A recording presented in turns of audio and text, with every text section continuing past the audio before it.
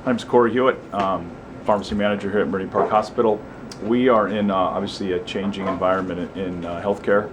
Lots of going on, and as we look at the business as a whole, we're really trying to improve efficiencies, reduce waste, become a more lean environment. And at this hospital, for over 5 years ago, we've been using lean principles to manage our inventory. We've remodeled the pharmacy to improve workflows. We've improved compliance in the hood room and USP 797.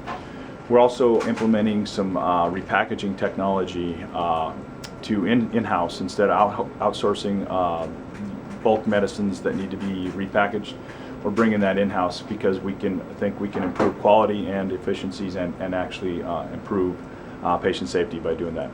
We also, barcode administer all medications at the bedside now. 2 years ago, we did not do that. We've implemented a complete EHR to improve workflows and continuity of care.